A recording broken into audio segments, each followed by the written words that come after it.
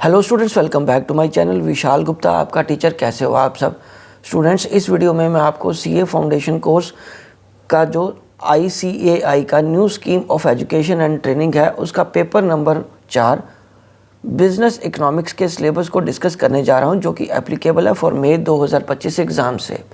चलिए बात करते हैं सबसे पहले चैप्टर नंबर 1 की। स्टूडेंट्स, इसमें चैप्टर नंबर 1 में है nature and scope of business economics. Unit 1 में आएगा इंट्रोडक्शन, यूनिट 2 में basic problems of an economy and role of price mechanism. अब हम आगे बढ़ते हैं चैप्टर नंबर 2 की तरफ। इसका चैप्टर नंबर 2 है theory of demand and supply, जिसका यूनिट नंबर 1 है law of demand and elasticity of demand, और यूनिट नंबर 2 है theory of consumer behaviour, unit number 3 है supply. Chapter number 3 theory of production and cost, जिसका unit number 1 है theory of production, unit 2 है theory of cost. Chapter number 4 price determination in different markets.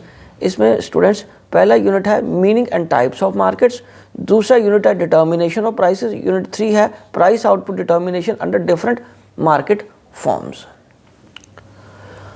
ठीक है students, चलिए अब हम आगे बढ़ते हैं। चैप्टर नंबर 5 बिजनेस साइकिल से रिलेटेड है, और chapter number 6 determination of national income है। चैप्टर 6 में यूनिट नंबर 1 है national income accounting, unit number 2 है the Keynesian theory of determination of national income. Chapter number 7 में आएगा स्टूडेंट्स बिजनेस पब्लिक फाइनेंस, जिसका यूनिट नंबर 1 है fiscal functions and overview centre and state finances. Unit number 2 में आएगा market failure, government intervention to correct market failure. Unit number 3 the process of budget making, sources of revenue, expenditure management and management of public debt. Unit number 4 fiscal policy. अब हम आगे बढ़ते हैं chapter number 8 की तरफ, वो है money market से related. Unit number 1 the concept of money demand, important theories क्या हैं इसकी मनी की। और यूनिट नंबर 2 कवर करेगा the concept of money supply. Unit 3 में आएगा स्टूडेंट्स मॉनेटरी पॉलिसी। और अब आगे बढ़ते हैं चैप्टर नंबर 9 की तरफ। चैप्टर नंबर 9 है इंटरनेशनल ट्रेड से रिलेटेड।